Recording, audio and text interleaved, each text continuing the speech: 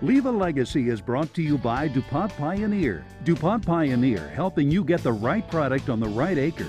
Science with service, delivering success. There's a great deal of pride involved in a multi-generational farm.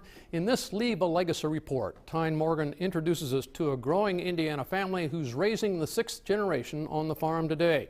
And while the landscape around them has changed, their legacy remained the same, being passed down from one generation to the next. This Indiana land is home to a growing family. Christy and Joe Leininger have a 1-year-old named Lucas and one more on the way.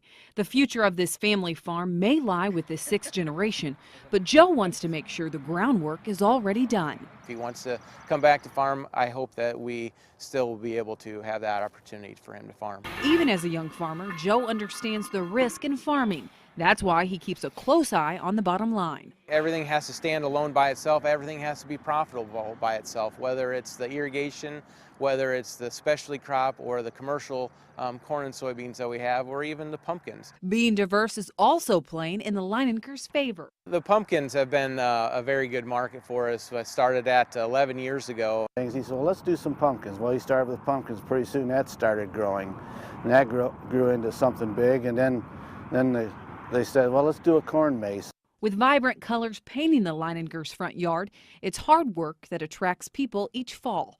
But more than just decoration, the Leiningers carved out an educational twist with a corn maze. Anytime that you can help educate kids along the way about farming, about something that they are not familiar with, is definitely an advantage to them and to us. A nice mix between specialty crops, row crops, and irrigation has proved successful for the Leiningers, especially after things got a little tough in 2008.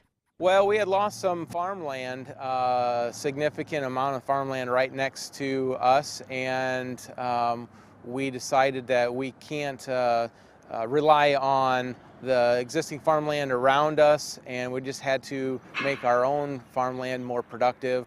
They reached out and started planting new opportunities in different areas. And in just 5 years, the Leiningers have added 16 pivots, 6 of which were installed this winter. A large investment in pivots caught the eye of seed corn companies.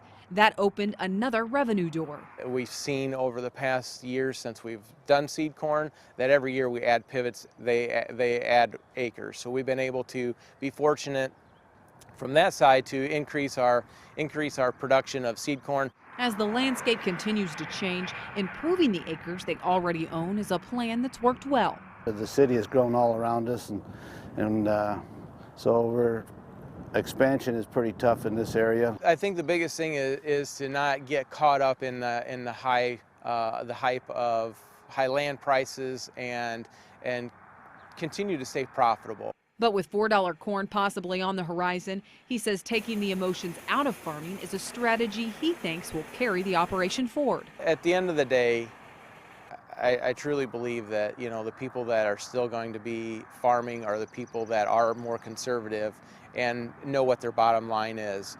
And the people that are going to have more difficulty are the ones that are just out there trying to pick up ground and not look at it from the dollars and cents. Despite high input and land prices, the farm is already in the process of changing hands, being passed from one generation to the next. What we've been trying to do is put things into different LLCs. With a fresh outlook on growth and the business mindset to make it all happen, Joe knows he's paving a path for his children to one day take over and continue a legacy that's 6 generations deep. From Mishawaka, Indiana, I'm Tyne Morgan for U.S.